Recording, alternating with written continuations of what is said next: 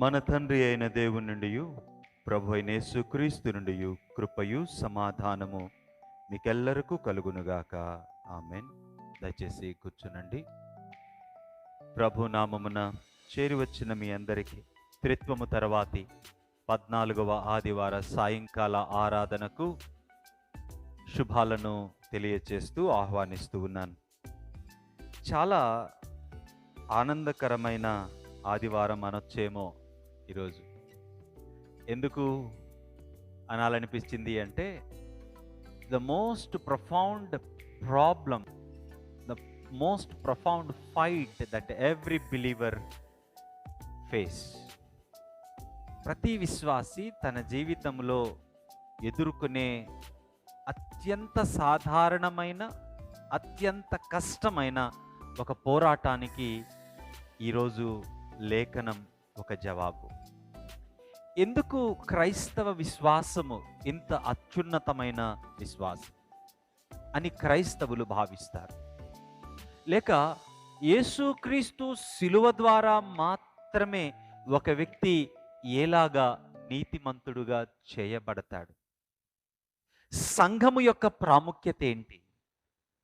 వ్యక్తి యొక్క వ్యక్తిగత జీవితములోని పోరాటము, యేసుక్రీస్తు శిలువలోని విమోచన, సంఘము యొక్క స్థానము, వీటన్నిటినీ కలిపి ఈ రాత్రివేళ మనము కొన్ని ఆలోచనలు చేయటానికి బలపరచబడదాం. ప్రభు ఆత్మ మనందరిలో ఉండి చెప్పగలిగే శక్తిని నాకు, వినగలిగి గ్రహించగలిగే మనస్సును మనందరికీ అనుగ్రహించి నడిపించునుగాక. ఆమెన్. ఈరోజు లేఖన భాగము గలతీ పత్రిక నుంచి నేను ప్రారంభించాలి అని ఆశపడుతున్నాను. గలతీ పత్రిక 5వ అధ్యాయము 16 నుంచి 24 వచనాలు మనకున్నటువంటి పత్రిక పాఠము.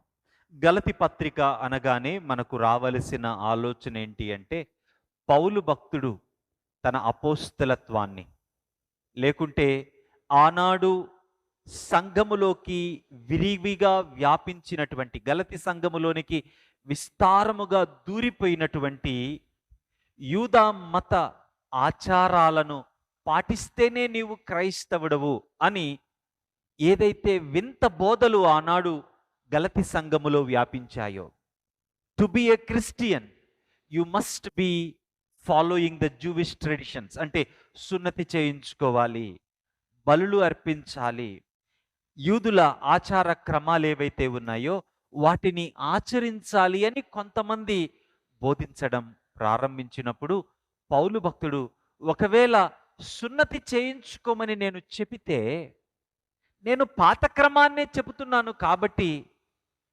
నన్నెవరు హింసించాల్సిన అవసరములా?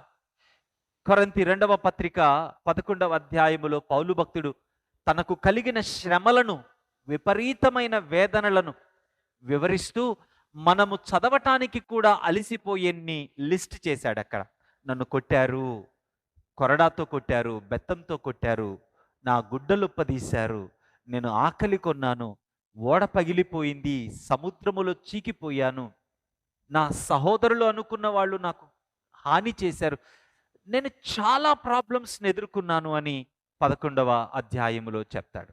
నిజంగా ఈ పత్రికలో, గలతీ పత్రికలో పౌలు భక్తుడు చెప్పే ఇంకొక సంగతి ఏంటంటే, ఒకవేళ నేను పాత ఆచారాలను మీరు ఆచరించండి అని చెబితే నన్ను యూదులు కొట్టాల్సిన అవసరం లేదు, నేను ఇంత శ్రమ పడాల్సిన అవసరం లేదు, నా బట్టలు పదీసి రోడ్డు మీద నగ్నంగా వాళ్లకు నిలబెట్టాల్సిన అవసరం లేదు.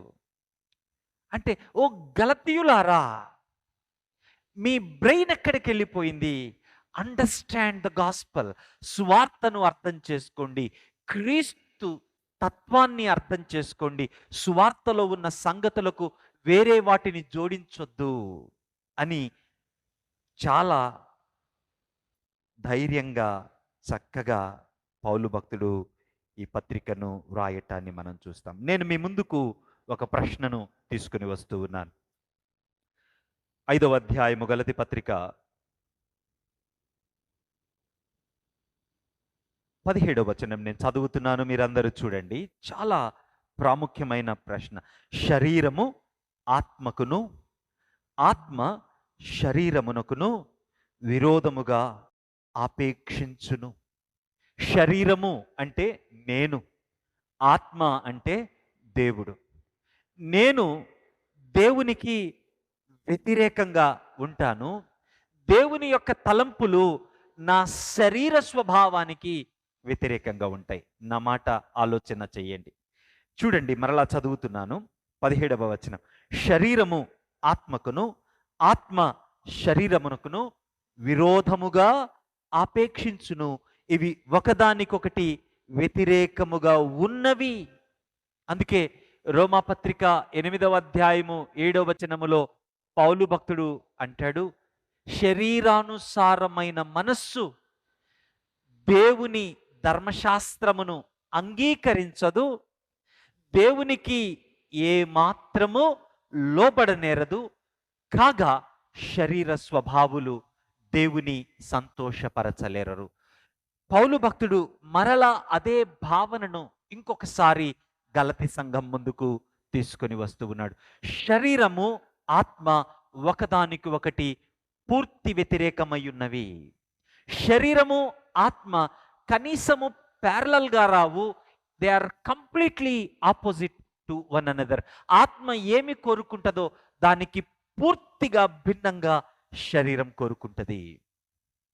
కాబట్టి ఇవి ఒకదానికి ఒకటి వ్యతిరేకంగా ఉన్నాయి. కనుక మరల రోమపత్రికలోని భాగాన్నే పౌలు భక్తుడు ఇక్కడ మాట్లాడుతూ ఉన్నాడు. మీరు ఏమి చేయాలనుకుంటున్నారో వాటిని చేయలేరు. మీరేమి చేయాలనుకుంటున్నారో వాటిని చేయలేరు. ఒకవేళ మీరు చేయాలనుకున్నవి చేస్తూ ఉంటే బల్ల తీసుకోవటానికి వచ్చినప్పుడు మీలో కన్నీరు ఉండదు. Right? You getting my point? మీరు చేయాలన్నవి చేస్తూ ఉంటే బల్ల ఆరాధన చేసేటప్పుడు మీరు కన్నీరు ఉండదు. మీరు చేయాలనివి చేస్తూ ఉంటే మీ జీవితంలో పశ్చాత్తాపం ఉండదు.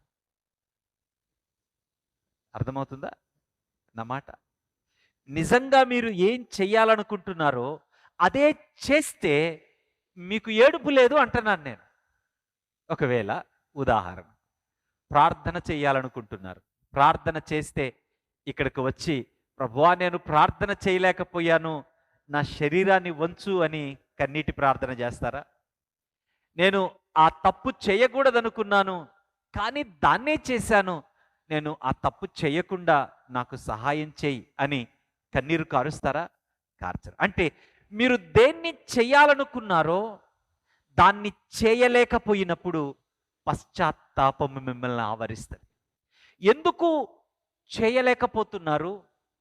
ఎందుకు కోరుకున్న దాన్ని అసలు మీరు ఎందుకు కోరుకుంటున్నారు? మీరెందుకు ఒకదాన్ని కోరుకుంటున్నారు? ఆ కోరుకుంటున్నది ఏంటి? మీరు కోరుకుంటున్నది ఆత్మ సంబంధమైన సంగతి. అందుకే రోమపత్రిక 7వ అధ్యాయములో నాలో 2 నియమాలు ఉన్నాయి. ఒకటి ఆత్మ నియమము, 2 పాప నియమము.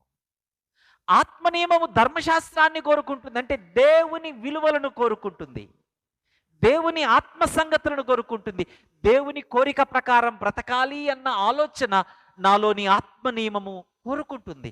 కానీ శరీర నియమము నన్ను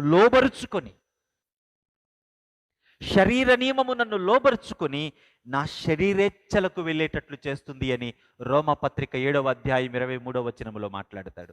ఆ మాట మాట్లాడిన తర్వాత పౌలు భక్తుడు అంటాడు, అయ్యో నేనెంత చేతకానుణ్ణి, నేనెంత దౌర్భాగ్యుణ్ణి, నేను చెయ్యాలనుకుంటున్నాను చెయ్యలేకపోతున్నాను. ఇలాగ మరణానికి లోనైన నన్ను కాపాడగలిగిన వాడెవడు? That's the question that Paul puts in Romans chapter 7, the last verse, and he comes with an answer in 8th verse, 8th chapter verse, 1st verse. ఏంటి? ఇప్పుడు క్రీస్తు యేసునందున్న వారికి ఏ శిక్షా విధి లేదు. That's the answer. నేను ఆత్మ సంబంధమైన ధర్మశాస్త్ర సంగతులను అంతరంగంలో కోరుకుంటున్న కారణం ఏంటంటే నేను దేవుని చేత సృష్టించబడ్డాను కాబట్టి. మంచిని నేను కోరుకుంటున్నాను. మంచి ఎవరి దగ్గర నుంచి వస్తుంది? కేవలము దేవుని దగ్గర నుంచి మాత్రమే వస్తుంది. మంచిని కోరుకునే ఒక ఆలోచన నా అంతరంగములో ఉంది. కానీ నేను కోరుకుంటున్న మంచిని నెరవేర్చలేని శరీరము నన్ను బలహీనపరుస్తూ ఉంది. కాబట్టి నేను ఏమి చేయాలనుకుంటున్నాను దాన్ని చెయ్యలేకపోతున్నాను. That's the question. అయితే 18వ వచనంలో అంటాడు, మీరు ఆత్మచేత నడిపించబడితే ధర్మశాస్త్రమునకు లోనైన వారు కారు. 16వ వచనంలో అంటాడు, నేను చెప్పునదేమనగా ఆత్మానుసారంగా నడుచుకొనండి, అప్పుడు మీరు శరీరేచ్ఛను నెరవేర్చరు. ఇదే కదా క్వశ్చన్ మనకు. ఆత్మానుసారంగా నడుచుకొనండి అని పౌలు చెప్పిన మాట అంత సులభమైన మాట కాదు. నేను నడుచుకుంటున్నానని మీకు అనిపిస్తుంది, కానీ మరలా మరలా మరలా మీరు తప్పిపోతూనే ఉన్నారు. మరలా మరలా అదే బురదలో పొర్లాడుతూ వేదనతో, దిగులుతో, పశ్చాత్తాపముతో కొనసాగుతున్నారు. ఈరోజు నేనిచ్చే ఆన్సర్, ఈ వాక్యములో దేవుడు మనందరితో మాట్లాడే మాట మనకేమీ పర్మనెంట్ సొల్యూషన్ కాదు. బట్ యూ విల్ అండర్స్టాండ్ ఎక్కడ నీవు నిలుచున్నావో, నిజమైన సొల్యూషన్ ఏంటో, ఎక్కడికి దేవుడు నిన్ను తీసుకెళ్తూ ఉన్నాడో నీకు స్పష్టంగా ఈరోజు అర్థమై ఒక నిరీక్షణను నీకు ఇస్తాడు దేవుడు. నోవాహు జలప్రళయం ప్రారంభమైంది, తెలీదు. బయట నుంచి తలుపు వేయబడింది, ఎటెళ్తున్నాడో తెలియదు, ఎప్పుడు వర్షం ఆగుద్దో తెలియదు, ఎప్పుడు నీళ్ళు ఆరిపోతాయో తెలియదు. కయోటిక్ సిచ్యువేషన్ ఉంది. బట్ ఫెయిత్, సృష్టికర్త మీద ఆయనకున్న నమ్మకం, విశ్వాసం ఆయనను ఓపికగా ఆ ఓడలో కూర్చునేటట్లు చేసింది. ఈరోజు మీకు కావలసిన ఆ ఓపికను పరిశుద్ధాత్ముడు అనుగ్రహిస్తాడు. ఆమెన్. సంతోషం. చూడండి, మనము ఆలోచించిన ఈ సంగతులలో శరీరము మనలను స్వకార్యాల కొరకు ప్రేరేపిస్తూ, శరీరము సొంత ప్రయత్నాన్ని మన చేత చేపిస్తూ నాశనకరమైన క్రియలను మనలో పుట్టిస్తూ ఉంది. ఇందాక శరీరానుసారమైన మనస్సు, ఆత్మానుసారమైన మనస్సు, ఈ రెండిటిని మాట్లాడుకుంటున్నాం. మీరు శరీరమును అనుసరించక ఆత్మను అనుసరించి నడుచుకోండి అన్న మాటను మనం విన్నాం. శరీరం ఏం చేస్తుంది?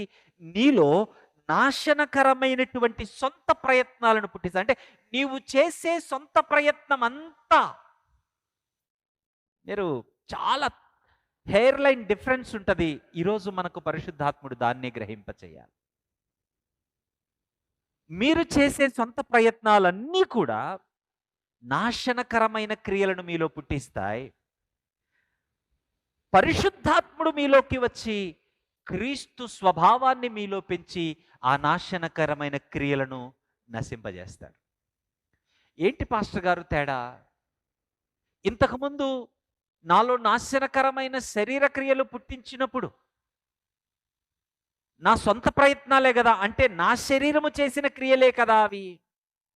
ఇప్పుడు నాకు కానరాని పరిశుద్ధాత్ముడు నాలోనికి వస్తాడని మీరు అంటున్నారు, కానీ అప్పుడు కూడా ఆలోచించి నిర్ణయం తీసుకుంటుంది నేనే కదా, అప్పుడు కూడా కార్యాలను జరిగిస్తుంది నేనే కదా.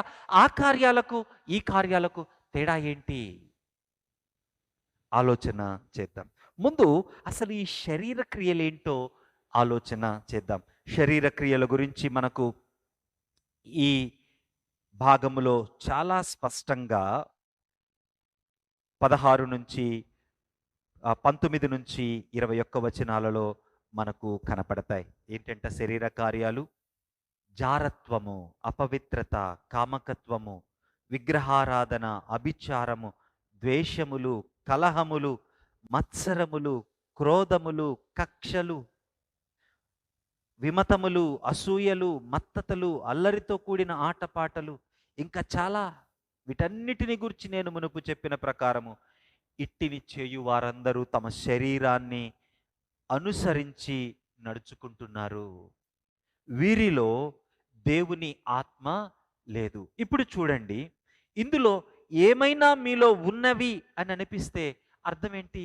దేవుని ఆత్మ మీలో లేదనే కదా. దేవుని ఆత్మ మనలో లేడనే కదా అర్థం. ఇప్పుడు ఆ ఒక్కొక్క విషయాన్ని మనము ఆలోచన చేద్దాం. జారత్వము, సెక్షువల్ ఇమ్మొరాలిటీ ఏం చేస్తుంది? ఇది నిబంధన వివాహ బంధానికి వెలుపల శారీరక అనుభవాన్ని కలిగి ఉండటానికి నిన్ను ప్రేరేపిస్తుంది. అంటే నీ శరీరాన్ని వివాహ బంధానికి వెలుపల సెక్స్ కొరకు ఉపయోగించటాన్ని జారత్వము అని అంటారు. అంటే నిబంధన, నీవు మరొక మహిళతో చేసిన నిబంధన, మరొక పురుషునితో చేసినటువంటి నిబంధన. నేను నా జీవిత కాలమంతయు నీతో నమ్మకంగా, నీకు నేను నమ్మకంగా జీవిస్తాను అని నీవు చెప్పినటువంటి మాట, దానిని మీరి ఏం చేస్తూ ఉన్నావు? నీ శరీరాన్ని నిబంధన వెలుపల సంతృప్తిపరుచుకోవటానికి, నీ కోరికను తీర్చుకోవటానికి ప్రయత్నము చేస్తూ ఉన్నావు. 2, అపవిత్రత. ఈ అపవిత్రత ఏంటి అంటే నీ హృదయాన్ని మలినపరుచుకొని, ఒకటి నిబంధన వెలుపల నీ శారీరక సంబంధం అయితే, రెండవది అపవిత్రత అనేది నీ హృదయాన్ని మలినపరుచుకొని, నీ హృదయాన్ని వేరే ఇతరత్ర కార్యకలాపాల ద్వారా, ఉదాహరణకు చెప్తున్నాను అర్థం కావడం కోసం. ఫర్ ఎగ్జాంపుల్, ఒక పెద్ద జాతర జరుగుతుంది. ఆ జాతరలో స్త్రీ పురుషులు కలిసి ఇష్టానుసారంగా ఒకరితో ఒకరు నడుస్తూ ఉన్నారు, లేకుంటే వివస్త్రలు అవుతూ ఉన్నారు, బట్టలు తీసేసుకుంటూ ఉన్నారు, విపరీతంగా ఒకరిని ఒకరు ప్రేరేపించుకుంటూ ఉన్నారు. అటువంటి దానిని అపవిత్రత, ఇంప్యూరిటీ. ఎందుకని? ఇది అంతరంగములో నుంచి ప్రారంభమైంది, హృదయము పాడవటం వలన. ఒకటి జారత్వము అంటే సూటిగా మరొక వివాహేతర వ్యక్తి దగ్గరకు నీవు వెళ్ళి నీ శరీరాన్ని పాడు చేసుకోవడం అయితే, నీ హృదయం పాడవటం వలన నీవు కలిగి ఉండే వ్యతిరేక స్వభావాలు, లేకుంటే దురాశలు. తరువాత కామకత్వము అనే మాట ఉపయోగించాడు. ఈ 3 సెక్షువల్ సిన్స్గా మనకు కనపడుతూ ఉన్నాయి. ఈ సెక్షువల్ సిన్ లేకుంటే ఈ సెన్సువాలిటీ, డిబాచురీ, కామకత్వము అనేది సిగ్గు లేకుండా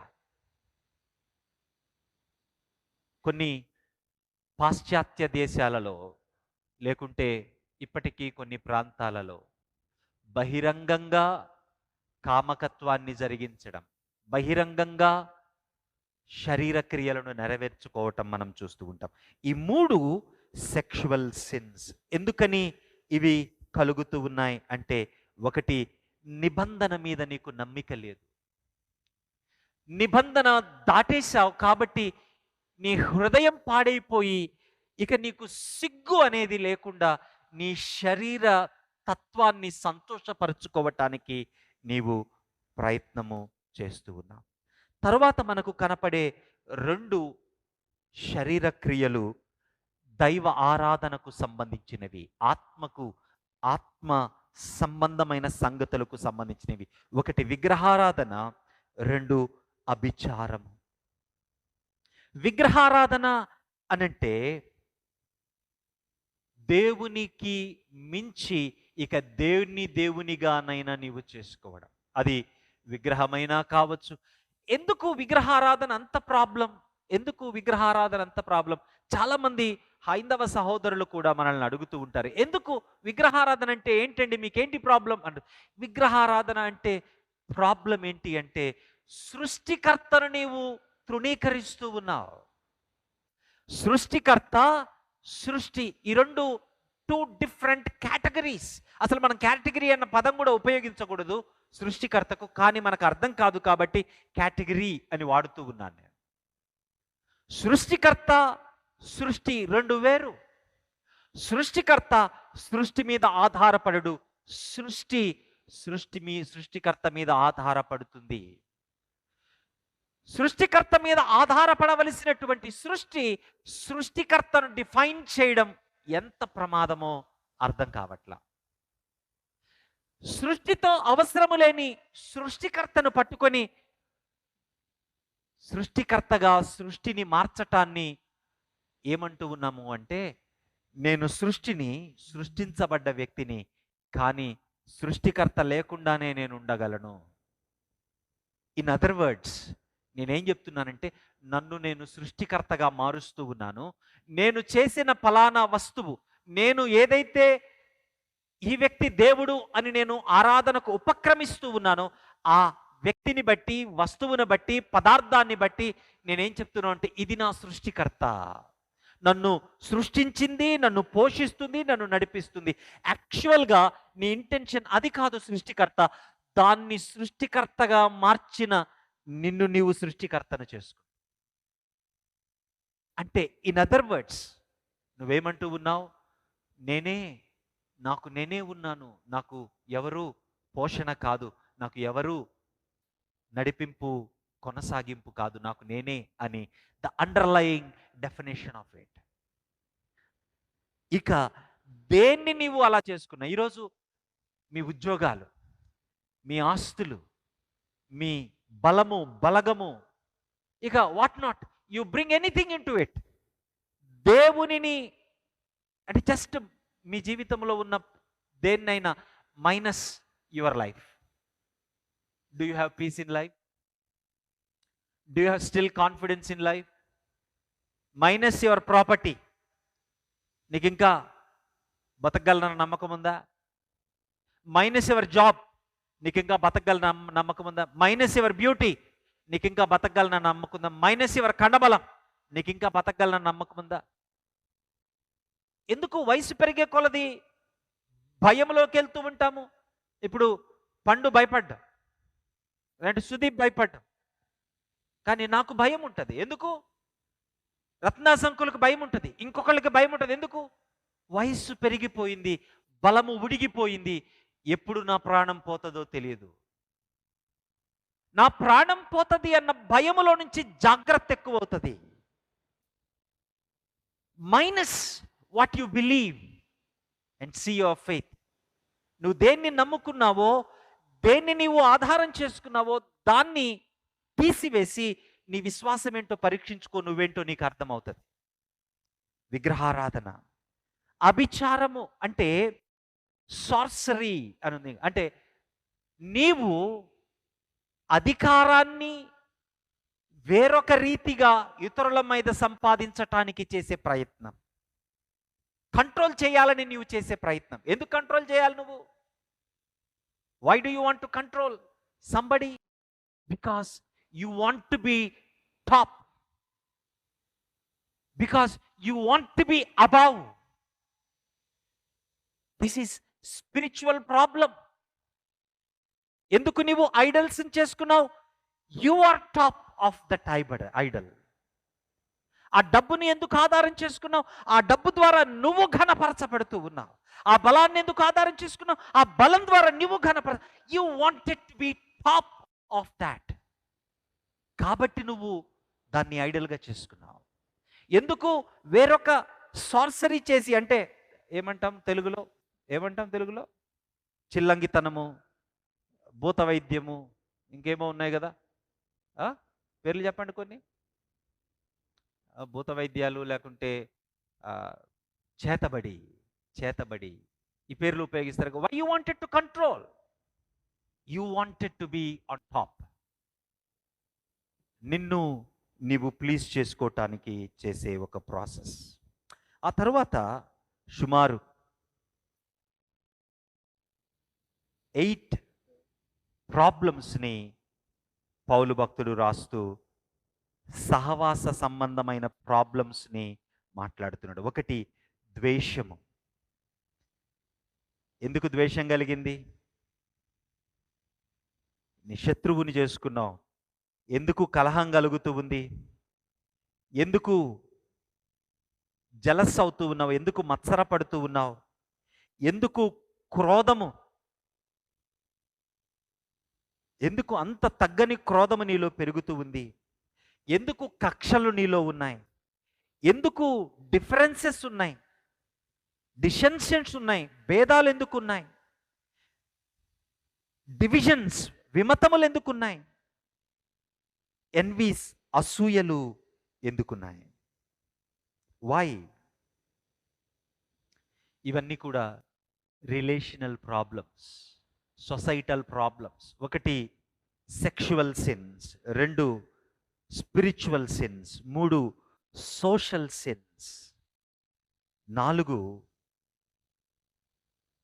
ఎక్సెస్ సిన్స్. దీన్ని దురాశ అంటాం. పౌలు భక్తుడు వాటిని కూడా డ్రంకెన్నెస్, మత్తతలు అన్నాడు. అల్లరితో కూడిన ఆటపాటలు అన్నాడు. మొదలైనవి అని ఇంకా లిస్ట్ అక్కడితో ఆపాడు. ఈ 2 ఎక్సెస్ పార్టీయింగ్ ఎందుకు అనంటే రిపీటెడ్గా మత్తుతో నిన్ను నీవు నింపుకోవడం. మత్తతలు అంటే మందు తాగి తాగి తాగి తాగి దాన్ని వదలలేని స్థితికి వెళ్ళిపోవడం, ఆ మత్తులో ఉండడం. ఇప్పుడు దీన్ని చాలా ఇష్యూస్కి మీరు అప్లై చేసుకోవచ్చు. కొంతమంది పోర్నోగ్రఫీకి అడిక్ట్ అయిపోయి ఉంటారు. రిపీటెడ్గా చూసి చూసి చూసి చూసి ఇక దానితోనే వారి హృదయం ఇంటాక్సికేట్ అయిపోయింది, దానితోనే నింపబడిపోయింది. You can apply. నీ జీవితంలో దేన్నో దాటేయటానికి, దేన్నో సులభంగా పొందుకోవటానికి అలవాటు పడి దాని చేత నడిపించబడుతూ ఉంటావు. You are driven by that. Excessing party, ఇక అసలు కంట్రోల్ ఉండదు. కంట్రోల్ అంటే రూల్స్ లేవు, బ్రేక్ ద రూల్స్. దాని రేవ్ పార్టీస్ అని ఈ మధ్య మీరు వినింటారు. Break the rules. ఆర్జీస్ అని అంటారు. Break the rules. You do whatever your self talks to you. ఇవన్నిటిలో ఒకటి సెక్షువల్ సిన్స్లో శరీర పాపాలు, కామతురతలో కనపడేది ఏంటి అంటే నీ ఆశలు వక్రీకరించబడ్డాయి. Disordered desires. ఆత్మీయ పాపాలలో డిజార్డర్డ్ వర్షిప్, నీ ఆరాధన డిజార్డర్ అయిపోయింది.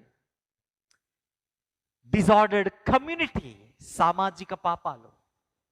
ఎక్సెస్ సిన్స్, డిజార్డర్డ్ కోరిక, ఎపటైట్, కోరిక, ఆకలి. డిజార్డర్డ్ ఎపటైట్, వక్రీకరించబడిన ఆకలి. ఏదో అని ఒక పెగ్గు తాగుదామని మొదలెట్టావు, ఆ ఆకలి పెరిగిపోయింది. ఏ స్థాయికి పెరిగిపోయింది అంటే అది తాగకుంటే ఇక నువ్వు మనిషిగా ఉండలేవు. కొంతమంది కాఫీలకు అలా అలవాటైపోయి ఉంటారు, టీలకు అలా అలవాటైపోయి ఉంటారు. పోర్నోగ్రఫీ, ఆల్కహాల్, సినిమాలు, రకరకాల, కొంతమంది అధికారం. So many things. Disordered desire leads to sexual sin.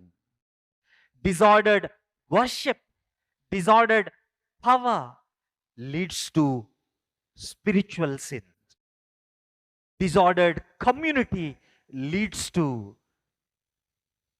social sins. Disordered appetite leads to excessive sin. మరి జవాబేంటి దీనికి? జవాబు యేసుక్రీస్తు ప్రభువారి శిలువ. అందుకే 24వ వచనంలో అంటాడు, క్రీస్తు యేసు సంబంధులు శరీరమును దాని ఇచ్చలతో దురాశలతో శిలువ వేసి ఉన్నారు. శిలువ మాత్రమే. ఎందుకు క్రైస్తవులు అంతగా తమ విశ్వాసాన్ని బట్టి ఇంతగా అతిశయిస్తారు? క్రీస్తు మాత్రమే రక్షకుడు అని ఎందుకు చెప్తారు? కారణం, ఈ లోకములో ఇప్పుడు మనము చెప్పుకున్నటువంటి ఈ 4 క్లస్టర్ ఆఫ్ సిన్స్, ఈ 4 గంపలలో ఉన్న పాపపు సమూహాల నుంచి విడిపించగలిగినది కేవలము శిలువ మాత్రమే. శిలువ కాక మరి ఏది కూడా నిన్ను వాటి నుంచి విడుదల చేయలేదు. అయితే ఒక 4 ప్రశ్నలను నేను మీ ముందుకు తెస్తాను. మేబీ ఈ వీడియో మరలా యూట్యూబ్‌లో వస్తది కాబట్టి go back to this 4 questions. Right down. Ask your self these questions. ఈ క్వెషన్స్ మీరు అడగండి. మిమ్మల్ని మీరు అడగండి. అడిగి శరీరము మీ జీవితంలో ఎంత ఉందో ఒకసారి పరిశీలన చేసుకోండి.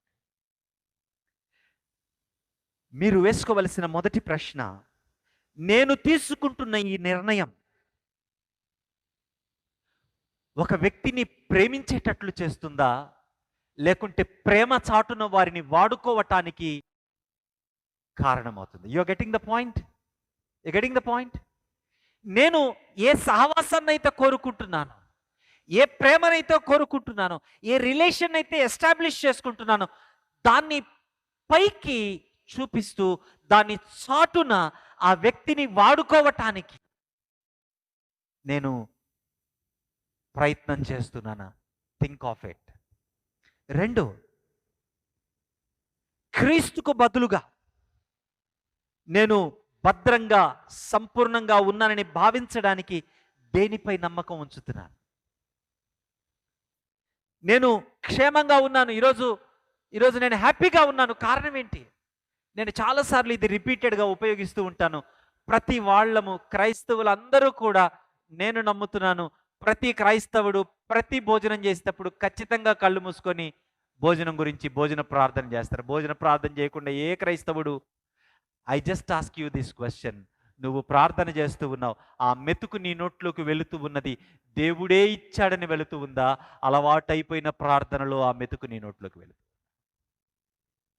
క్రీస్తు కాకుండా నీ జీవితంలో నీ బ్రతుకు యొక్క సంరక్షణకు, పోషణకు, కొనసాగింపుకు వేరేది ఏది ఆధారంగా ఉందో పరిశీలన చేసుకో. పైకి విశ్వాసినంటూ ఉన్నావు, పైకి క్రైస్తవునంటూ ఉన్నావు, పైకి ప్రార్థనలు చేస్తూ ఉన్నావు, పైకి గంభీరంగా వాక్యం చెప్తూ ఉన్నావు, పైకి గొప్ప గొప్ప మాటలు మాట్లాడుతూ ఉన్నావు. నీ జీవితంలో దేన్ని నీవు ఆధారం చేసుకొని ఈ పై మాటలు పనులు చేస్తూ ఉన్నావో, నీవు ఆధారం చేసుకున్నది తీసివేయబడితే నీ బ్రతుకేమైపోతుంది?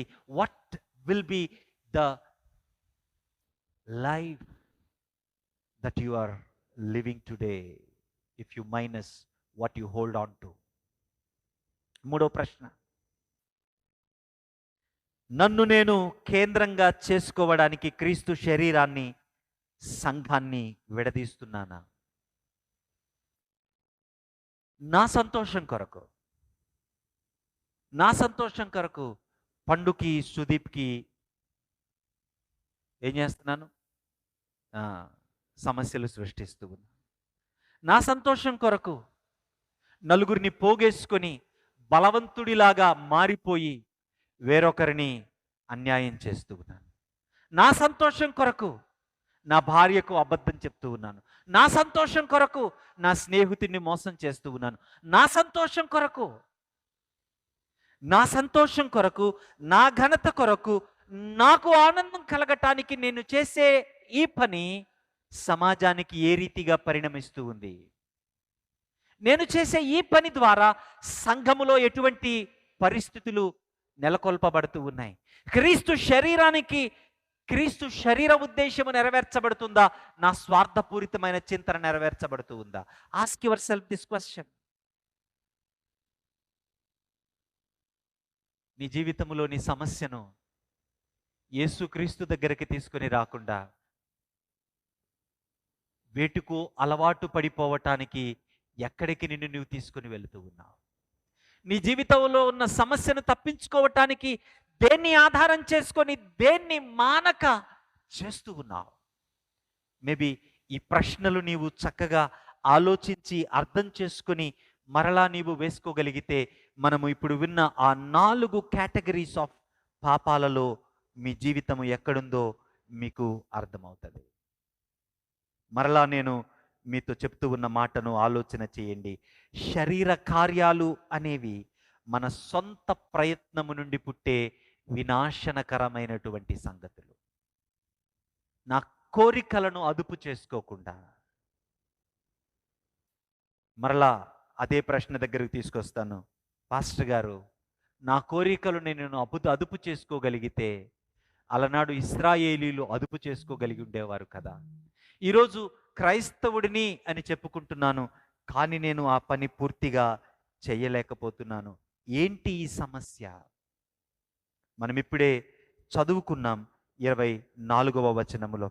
24వ వచనములో అంటూ ఉన్న మాట ఏంటి అంటే, గలతీ పత్రిక 5వ అధ్యాయము 24వ వచనం. క్రీస్తు యేసు సంబంధులు శరీరమును దాని ఇచ్చలతోనూ దురాశలతోనూ సిలువ వేసి ఉన్నారు. సిలువ వేసి ఉన్నారు. ఎలా సిలువ వేశారు?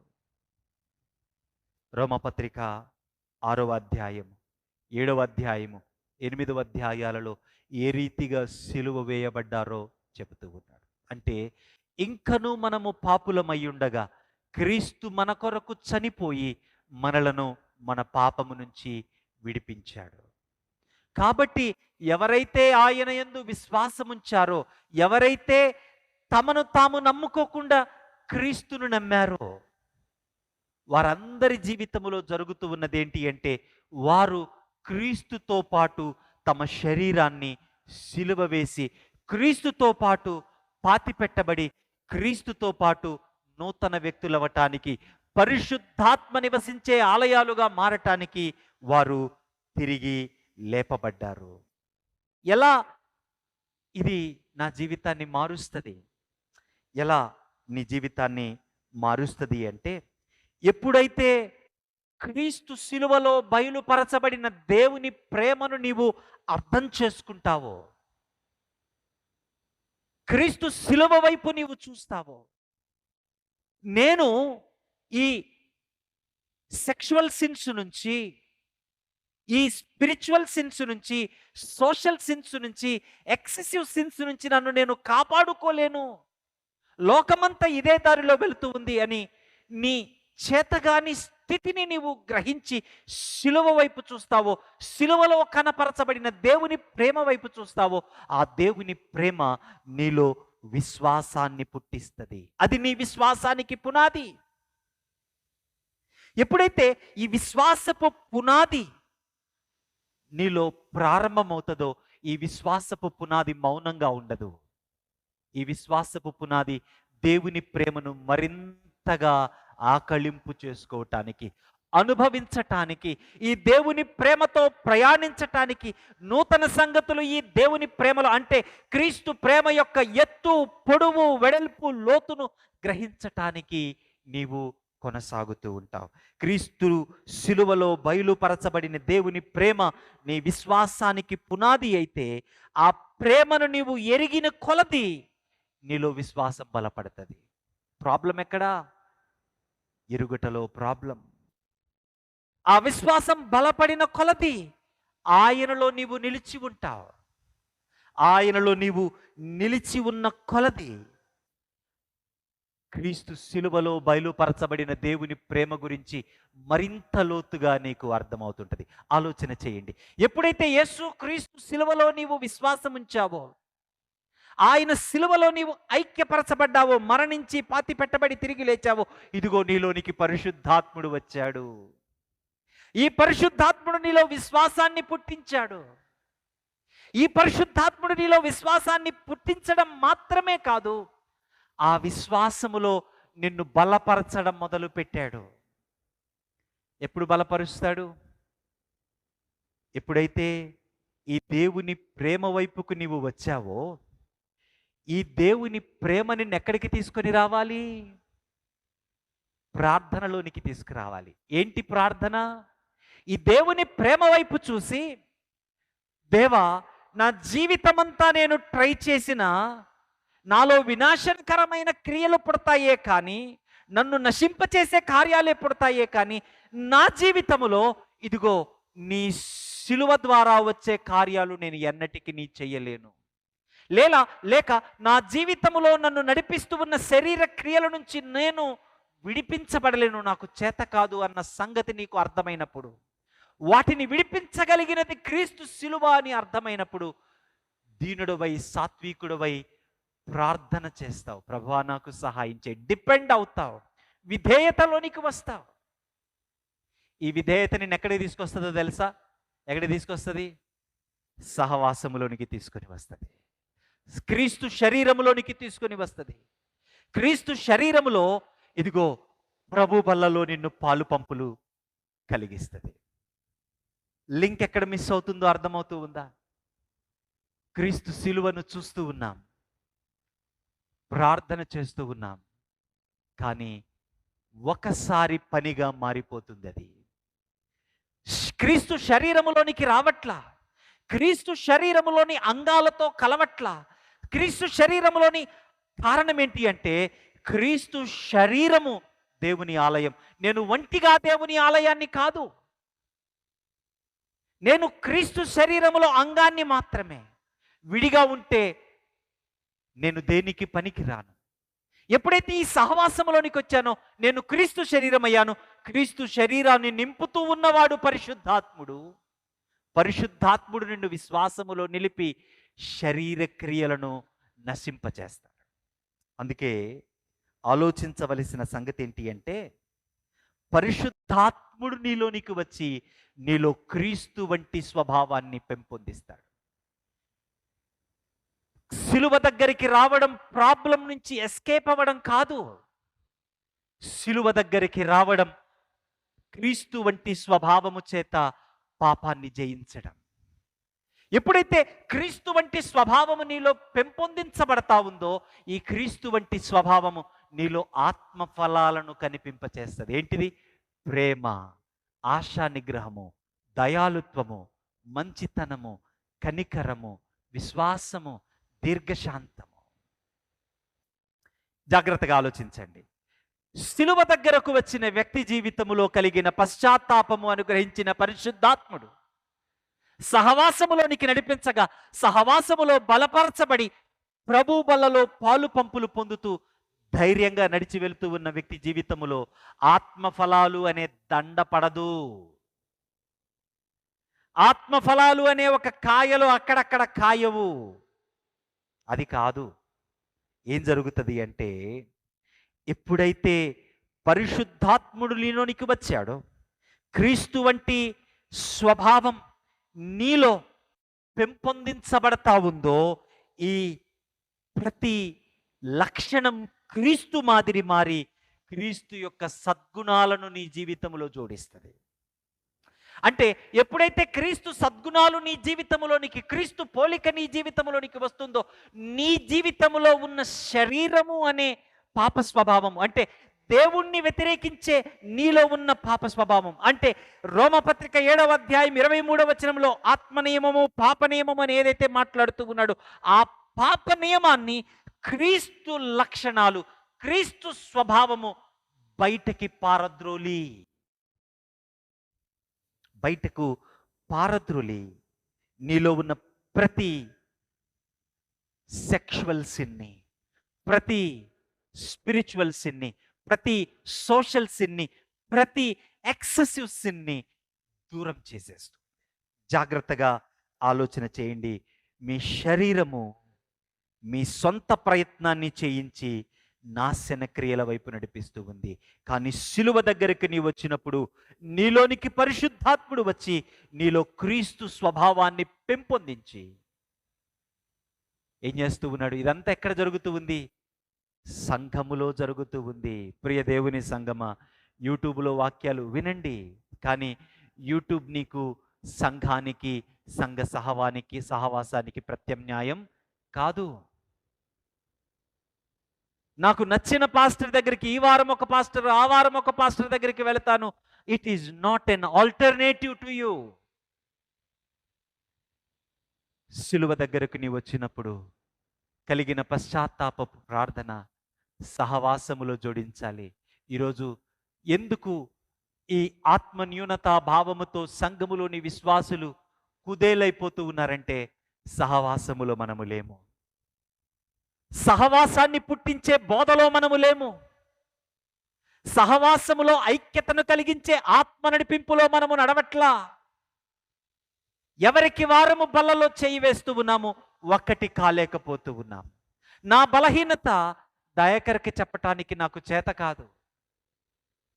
నా బలహీనతను గురించి ప్రార్థన చేయటానికి దయాకర్కి సమయం లేదు. దయాకర్ యొక్క సమస్య ఏంటో తెలుసుకొని ప్రార్థన చేయటానికి నాకు ఓపిక లేదు. నా స్వార్థం, నా స్వార్థం, నేను నాతో బ్రతుకుతూ ఈరోజు సంఘాలుగా లేవు. కాబట్టి శరీరాన్ని జయించలేని నిర్వీర్యమైపోతూ ఉన్న సంఘాలు ఈరోజు మన ఎదుట కోకలలుగా కొనసాగిపోతూ ఉన్నాయి. క్రీస్తు లక్షణాన్ని నీలో పెంపొందిస్తే ఇది క్రీస్తు లక్షణము ద్వారా నీ జీవితంలో ఉన్న ప్రతి పాపాన్ని పారద్రోలుతుంది. ఆత్మ ఫలము అనేది అలంకారం కాదది, పోరాడే శక్తి అది. క్రీస్తు ఈ లోకానికి ఏ రీతిగా వ్యతిరేకంగా పోరాడాడో, అధికారం అనంటే ప్రజల మీద చలాయించడం అన్నప్పుడు క్రీస్తు దీనుడు, సాత్వికుడయ్యాడు, పోరాడాడు. స్వార్థంతో బ్రతకాలి అని ఈ ప్రపంచం చెప్తూ ఉంటే పంచిపెట్టే స్వభావంతో క్రీస్తు బ్రతికాడాడు, పోరాడాడు. ఆత్మఫలము నిన్ను పోరాట పటిమతో నింపేది. ఆత్మఫలము పోరాడే క్రీస్తు శక్తినిచ్చి పునరుజ్జీవింపచేసింది. It's a resurrection power of Jesus Christ that will live in you. ఆత్మఫలము అనంటే మనకు సండే స్కూల్ పిల్లలు చూపించే యాపిల్ కాయలు కాదు. They are not those things of sort. They are much more. శరీరాన్ని పడగొట్టి మనలో క్రీస్తు జీవాన్ని స్థాపించే బలమైన దుర్గాలు ఈ ఆత్మఫలాలు. ప్రియమైన దేవుని సంగమ, ఆశా నిగ్రహము, సాత్వికము, మంచితనము, దయాళుత్వము, దీర్ఘశాంతము, సమాధానము, సంతోషము, ప్రేమ అనే ఈ ఆత్మఫలాల చేత నీవు నింపబడి ఫలించాలి అని ప్రభువు నిన్ను కోరుకుంటూ ఉన్నాడు. పరిశుద్ధాత్మ దగ్గరకు వచ్చి పరిశుద్ధాత్మ సహాయాన్ని నీవు తీసుకుంటే, ఆత్మను అనుసరించి జీవిస్తే, ఆత్మను అనుసరించి క్రమముగా నడుచుకుంటావు. నువ్వు శరీరాన్ని ఆధారం చేసుకున్నావా, ఆత్మను అనుసరించి జీవిస్తూ ఉన్నావా? శరీరము నీకు కనపడుతూ ఉంటే ఆత్మ నీకు కానరాకపోతే, ఎందుకు ఆత్మ కానరావట్లేదు అంటే నీవు సిలువ వైపు ఒక్కసారే చూసావు, తిరిగి మరలా నీ మీద నీవు ఆధారపడ్డావు. నీ మీద నీవు ఆధారపడితే నీలో పుట్టేది నాశనకరమైన శరీర క్రియలే. క్రీస్తు వైపు చూసింది నీవు ఒకటేసారి. క్రీస్తు పాదాల దగ్గరకు రాలా, క్రీస్తు సంఘములో నీవు మమేకమైలా, క్రీస్తు శరీరములో నీవు పాలిభాగస్తుడివి కాలా. యు ఆర్ మిస్సింగ్ సంఘక్రమం. సంఘక్రమాన్ని నీవు లూటీ చేస్తూ ఉన్నావు, అనుకుంటూ ఉన్నావు నీవు క్రైస్తవుడు అని. సంఘ క్రమానికి దూరంగా ఉన్నావు, అనుకుంటున్నావు నీవు సంఘ పెద్దవని. సంఘ క్రమానికి దూరంగా ఉంటూ ఉన్నావు, అనుకుంటున్నావు నువ్వు కాపరివని. సంఘ క్రమానికి దూరంగా ఉంటూ ఉన్నావు, అనుకుంటున్నావు నేను సంఘ విశ్వాసిని అని. నో, నీ భయాలను పారద్రోలి క్రీస్తు పోరాట పటిమతో నింపేది సంఘ క్రమమే కానీ నీవు పాడే పాటలు కాదు, నీవు బోధించే ప్రసంగాలు కాదు, నీవు వేసే అర్పణలు కాదు. సంఘ క్రమము వెలుపల నీ జీవితము బూడిద, సమాధి, శూన్యం. Come to the church, not 4 walls.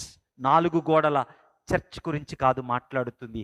క్రీస్తు శరీరము అనే సంఘములోనికి రా, అందులో క్రీస్తు చేత నింపబడు, క్రీస్తు ఆత్మ చేత నింపబడు. పోరాడే శక్తిని ఆయన ఇస్తాడు, నువ్వు చూస్తావు. నీ జీవితములో ప్రతి పాపాన్ని పారద్రోలుతూ ఉన్న క్రీస్తు ఆత్మశక్తిని నీవు చూస్తావు. అతి గొప్ప కృపాశక్తితో త్రియేక దేవుడు మనలందరినీ నింపి అనుదినము ఆ అనుభవాలతో నడిపించునుగాక. ఆమేన్. సమస్త జ్ఞానముకు మించిన దేవుని సమాధానం యేసుక్రీస్తు వలన మీ హృదయములకును తలంపులకును కావలియుండునుగాక.